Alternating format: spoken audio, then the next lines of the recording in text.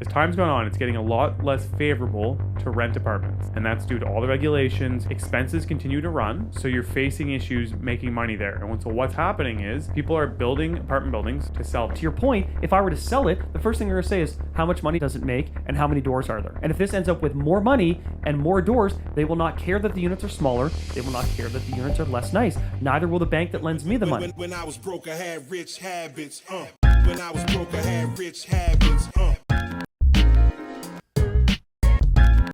Anyway, let's get into our main topic. Yeah, we're now on section 2. And so our main topic today is why are apartments so shitty and so damn small? And we're asking you, Chandler, this doesn't... Kidding. You saw my recent apartment. Very nice. Almost too nice. It's too nice. The craftsmanship at my... I'm going to say this. This guy just said craftsmanship. All right, let's hear it. Oh, there's some cool decks. Do you You're a think, deck guy? Amazing. Shout do you out deck think guy. the craftsmanship from like a trim and kitchen, the flooring, countertops, do you think it's on par with where you were at Queen's Mark? I'm not talking common areas, right? And I'm not talking the fact that that's a concrete building. Like you're in a hotel with like a spa, blah, blah, blah. Now we're stretching. But man, like my flooring isn't separating in gaps.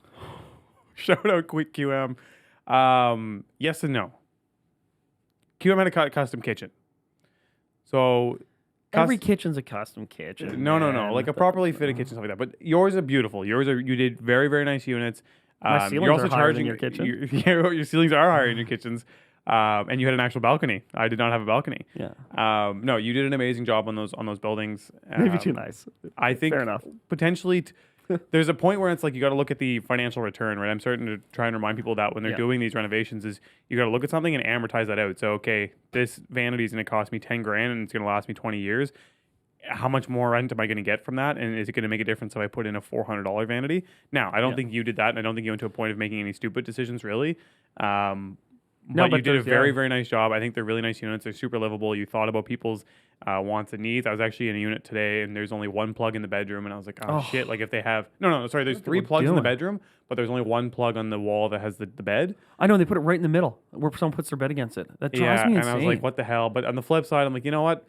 The apartments I lived in pretty much all the way up until I got into a nice building, I just put an extension cord underneath the bed, and it was fine. Just so grimy. But as I was looking at it, I was like, oh, it'd be nice to do that. But at the flip side, there's no damn money in it. So... like, I already spent a shitload turning the building over. Oh, this is one of your buildings? Yes. Oh, sorry. No, I'm the one saying it. I'm not happy that it's like that.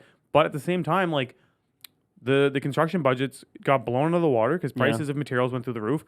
Labor went through the roof. And so, no, there's not a ton of room left in it. And anything else I was going to do ultimately would have just boiled out to a higher rent. And I think most people would appreciate, you know what, I'll save the $5, $10 on rent and... Get some extension cords. Yeah. Do you know what I mean? Because I can take those extension cords with me everywhere. It's just like, but when the electrician is already there and you already got nobody the guy thinks or doing cares drywall about work. you. Nobody gives a shit. You have to do every single thing yourself. Yeah. But anyways, we want to get into why they are like this. And so the first thing... Well, are we focusing mainly on new construction? Because that's where they're really shrinking the units down. So in new construction, I think you hear it a lot why people are like, well, why the hell are they bothering to build this luxury apartment? That's not going to help affordability. Like, this is going to screw me. And then you go in it and you're like, man, these units are shitty. Like, I went and looked at some brand new buildings the other day and the units were shit. Like, the paint sucked. The finish quality sucked. All the things kind of sucked. And the rent was high, but it wasn't as high as some of these really fancy buildings that I've been in. And I'm like, well, this kind of sucks. But if I want a new construction unit that's 1,000 square feet, 2 bed, 2 bath, I probably have to be able to accept this because... I can pay an extra $500 a month and I can have all the walls really smooth and I can have all the kitchen cabinets being custom fitted and all this bullshit. Mm-hmm. So the first obvious one and the first obvious answer to why apartments are small and why their quality has gone down is cost. We all know that. But we're going to add in a couple other items and we'll go back to the costing in a minute. But the first one I want to consider, and we've talked about it a few times, we've alluded to this before, is... as time's gone on, it's getting a lot less favorable to rent apartments. And that's due to all the regulations, including rent caps. They're across the board in the States now and in Canada. It's very difficult. Expenses continue to run. And so you're facing issues making money there. And so what's happening is people are building apartment buildings to sell them.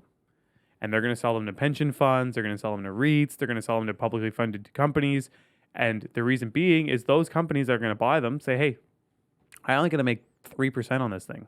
They might pay cash. They might put 50% down. I only got to make 3% of my money. So I can do this. Someone private's like, man, I can't put down 50% because I need to make more than 3% to grow my business. So I have to get the minimum down, and minimum down, I can't even cash flow it. Yeah. So I can't actually buy this building, right? And so what's happening is these corporations are buying them, and realistically, these corporations, these funds, they only they have a group of people that make the assessments on appraisals and rent rolls and they enviros and structural integrity, and so the buildings are meeting all of those, but they're missing there's no actual livability factor that's being applied, right? Like they're not going through and being like, well, this is really how the unit feels, and when they sell them, do you think someone's going through a 300 unit building? Do you think the executives of that REIT are all going through all 300 units? Where would I put my TV in this layout?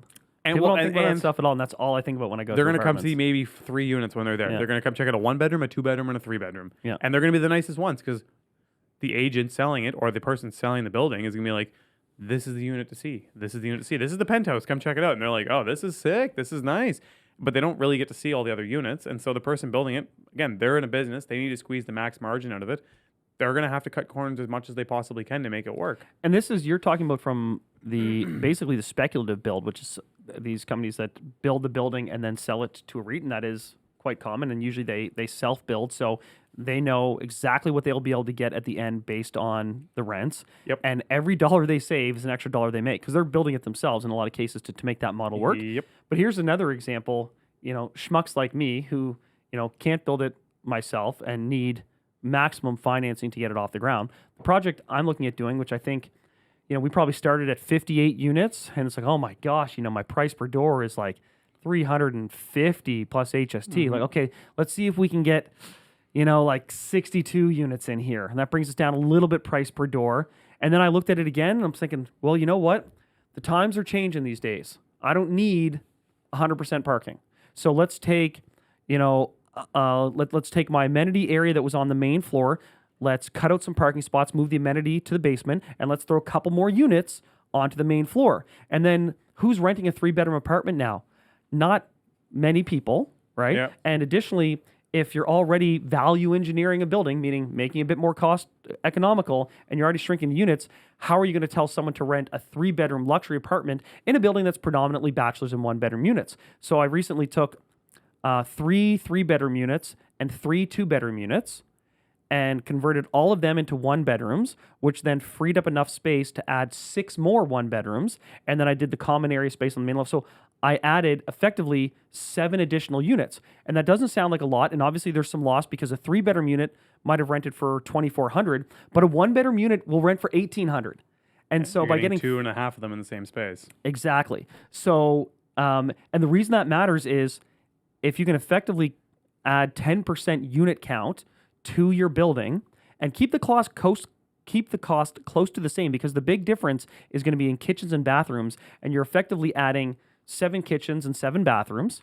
But that cost is offset by the fact that you've got 7 extra units, because those units, are still worth a significant amount per door. Long and short, if I increase my unit count by 10% but barely move my budget, I've effectively made the building 10% more economically efficient. Exactly. Right? And maybe it ends up being like 7% when it comes out in the wash, but the margins are razor thin on this. Like razor thin. So these smaller units return a higher rent per square foot. And that's it. You can actually get the project built, because otherwise the project doesn't get built. And to your point, if I were to sell it, the first thing they're going to say is, how much money does it make and how many doors are there?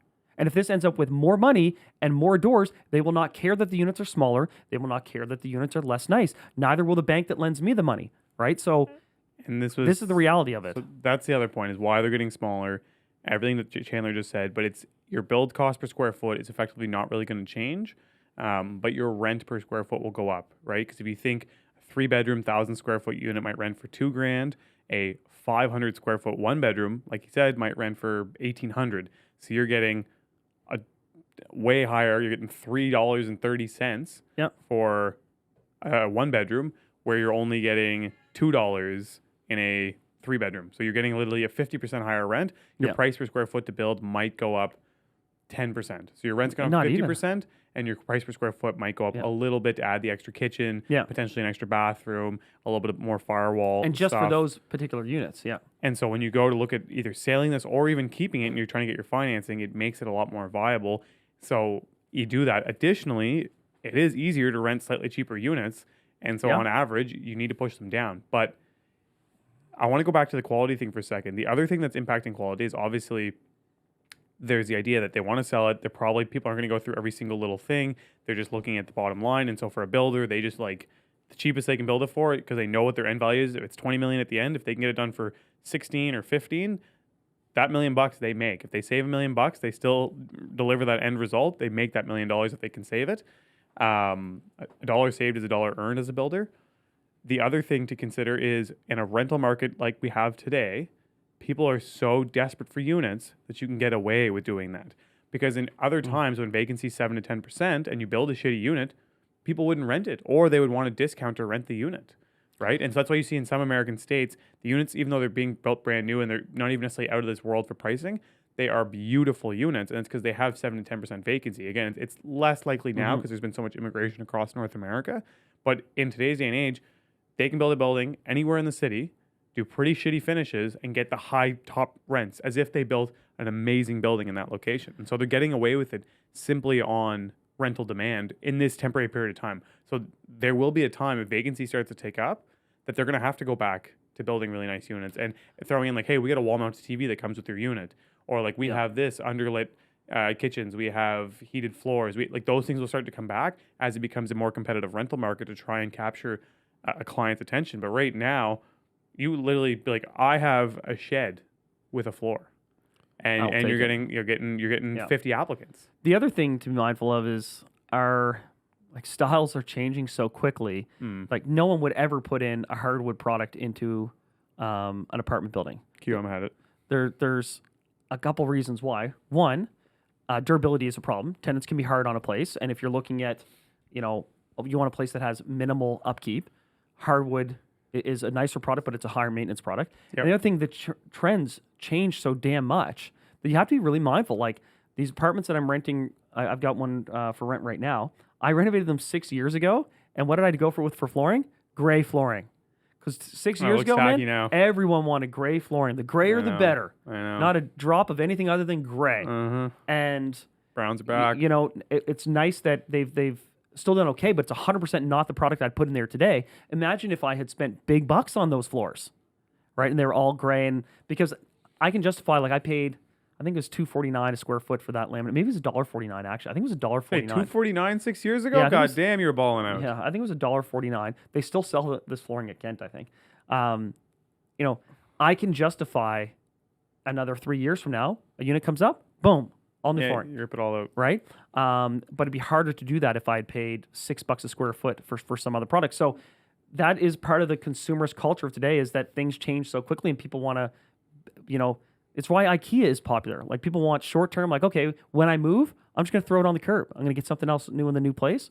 And there's an element of that Disposable too. furniture has become a very common thing. Whenever someone moves out, you see all their shit Oh my just God. strewn, which kind of Yeah. makes sense because of the price of it.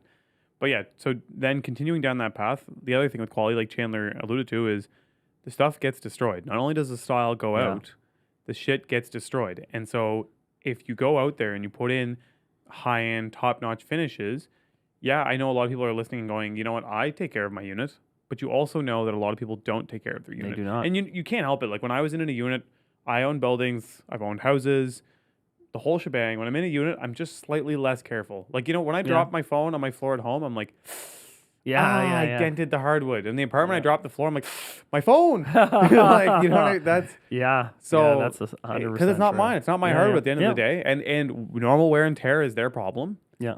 And so I'm going to be a little bit rougher. And there's things that I'm going to slide across the floor that I just don't pay attention to, which is not necessarily the way to be, but it's kind of in your head. You're like, you know what? I pay for this luxury that I can utilize this place and not have to stress about it. When I bump into a wall, I'm like, whatever. And so people, as much as you may not like it, it's part of being able to keep up with the trends. And again, I have alluded to it a couple times now. I think I might have said it in the last section of the episode was everything has to be amortized out. You need to look at a building and say all of these materials are going to last X amount of years, and then look at what the rent cost is against that. I think we've all forgotten about that for the last little while because, again, the market's just been booming, and Yeah. property values were exploding, rents were exploding, Had liquid, access to cash. cash was easy to get, everything was going great. Now you got to be like, whoa, whoa, whoa. Do I really need to replace these windows, or can I squeeze another 8 years out of these windows, or 3 years out of these windows? Because they have a lifespan, 20 years. And so if you factor that into your maintenance budget, and you say for every single item, right? You say, okay, windows cost $20,000. They last 20 years. It's $1,000 a year. It's $80 a month. So now you have that as an $80 a month bill. If you do that with your roof, your floors, your everything, you're going to see that, oh shit, if I put in amazing hardwood floors that have to probably be replaced even sooner than a laminate or a vinyl product, that's $150 a month. Yeah. Am I getting that much more rent out of it? Yeah. I don't know that I am. So I like feel for the people that are out there that are like, I'm getting gouged on rent and I live in a shitty apartment. But again, always understanding that there's a lot of times there's not a ton of squeeze in these buildings. Well, And on a monthly basis, they don't make a ton of money. And so even when these corporations buy them, they're really, really on a tight budget. And you say, well, we're paying down their mortgage. A lot of the mortgages that are commercial on these big buildings are probably like 50-year AMs. And so they're not making. they aren't any paying down principal. shit for a long, long, long time. Yeah. Like a long time.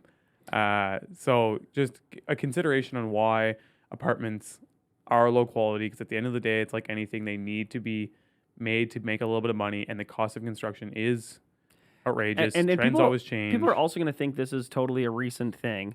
Here in Halifax, we have something called the Hydrostone, which is like a really popular This guy loves neighborhood. the Hydrostone. No, I don't particularly. I think the Hydrostone is lovely, but some people lose their mind for the Hydrostone. Like, oh my God, the Hydrostone is best.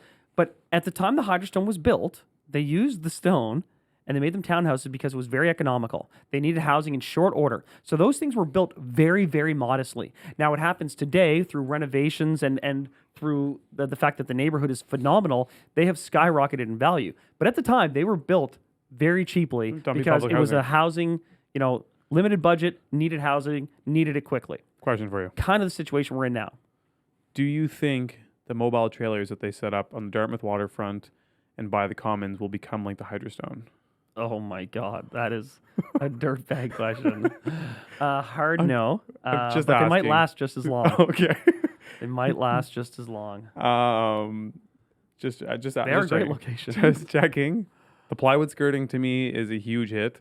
But yeah, anyways, I want to now go back, shift over to sizing. And so you mention it. You're trying to get this building out of the ground. And at 52 units, it was a tight squeeze. But then you could see that as you squeeze more and more units in there, you kind of shrunk the amenities. It started to make a bit more sense. And yeah, you're saying you need a ton of financing. Even for those that don't necessarily need a ton of financing, it's still a game of economics. And so they need to make it work. Additionally, if your unit, no one built these 400 square foot units, there would really be no affordable. Like, I know now they don't feel affordable, but they'd be even less affordable if we had these 100%. big units being built.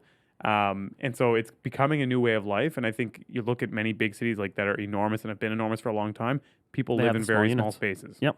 Right. So it becomes a normalized thing. And I think what ends up happening is you see a shift of where people spend most of their time outside of their apartments. Like I think in New York, that's a really big thing is most people spend a good majority of their time outside of their apartments in parks, coffee shops, common areas and buildings. Yeah. And so I know new developments in places like Toronto and New York have like golf sims and pools and spas, and they have all this. And it's actually a really cool idea. Basically, you live in your space, which is very small. Yeah. But It's for sleeping and it's for some cooking. sleeping, a little bit of cooking, and a little bit of time spending. But when you have friends over, they have a Common social area, room for that. yeah. They have common rooms for that. They have pool rooms. They have a gym where you go work out. They have the restaurant in the basement of They the have a building. restaurant in the basement. They have reading rooms. They have atriums. They have all these things now, which honestly is kind of neat. And I think a lot of times they're underutilized. I think a lot of people go live in these buildings, and I can see how it becomes depressive if you're stuck in your little space. And I think we need to change our mindset and get used to going into those shared spaces, because I think people will actually start to appreciate it more. And maybe they do. Maybe I'm just in Halifax where I found people didn't maximize the perks. Oh, they don't at all. But I think they must in places like Manhattan and in Toronto, because every new building is like way more perks.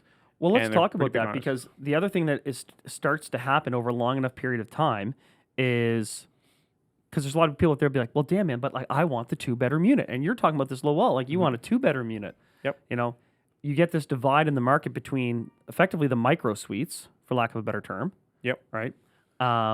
Modest, economical, basic finish, small as you can make them, and then the super luxe. And usually there's also a spike in the super luxe, and it's still been going on. Like there's still, like right now, the luxury market in the States is actually growing, which you would not expect. And that's both single family home, but also multi-unit apartments. You have these two parallel, like super modest or super ballin' and nothing in between. Which I think kind of makes sense when you look at how tax structures are, how businesses are going, and kind of like we said, a ton of people just took on government jobs. Realistically, with those pays, we went over it a few episodes ago, you can't really afford anything other than super modest. Like what we consider a middle class. My thing is, though, what we consider middle class is now what we call super modest. Right? Like if you have 2 government jobs, you can rent a decent new apartment here now, and that's considered super modest. I know if I showed it to my parents and said, hey, when you graduated school, do you think you'd be able to live in a place like this? They would have been like, hell no. Like, Well, it would have been bigger, but less nice. It would have been bigger, but way less nice. Yeah. And I'm like, you have a new car? Hell no. We took the bus for the first 5-10 years. Yeah. Like, so I think those, I remember when I was born, I only had one vehicle. So it's like, I don't know. Well, that comes back to this whole thing about, are people today better off or not? And everyone says, oh my gosh, our generation's not nearly as well off. But like, you've got a computer in your pocket and someone can deliver food to your door right now. Like, can you imagine what that would have cost back in the day? Like, so it's different. But there is this, some of that is reflective of this big gap in wages. Like you've got the super wealthy that can still demand some of these higher end products, and then the vast majority of people are looking for smaller, more economical, lifestyle-driven things. But then also from a developer standpoint, that you can only make money at the two ends of the spectrum. You can only make money doing the boutique, small, like hyper-economical, or the inflated price per square foot on these mansion stuff. Like it's hard in between. Last thing I'm going to add before I got to run out here to an appointment is a lot of the 2-bedrooms that I end up buying when we go into them, and even in the 2-bedroom that I rented, actually I rented a 3-bedroom, we never use the extra space. Like that 3rd bedroom became kind of just a dumping ground. And a lot of the 2 bedrooms I go into, that 2nd bedroom is just kind of a storage locker more than it is a usable space. The couple is in the one bigger room, and pretty much everything else sits in that other room, and then they have their living room space that they spend all their time in. And they go from their bedroom to the bathroom to the living room, and that other secondary space. In North American culture, we have a lot of garbage and a lot of shit. Yep. Is not really being used. That's why I see a lot of places market is like a 1+ den, and you show up, and the den is like a closet with no doors, and it's got a built-in desk. So so this is the den, which kind of fits. Because they're like, oh, that's actually what I wanted. I wanted a desk, and I was gonna have a whole room for it, but now like I'll just have that be it. Yeah. And it works. Yeah, it does. So, anyways, this is a quick segment. Let us know what you guys think about us breaking up into 2. Today we just covered why apartments are getting, I guess, feel like they're lower quality, and why they're getting so small. So thanks for listening, guys. Yep. Check you next time. Thanks so much for watching the episode. I hope you enjoyed it. If you did, press like. Don't forget to subscribe. But also check us out on Instagram and TikTok. You can find all the links below. Thanks again for checking us out. Broke, I had rich habits. When I was broke, I had rich habits.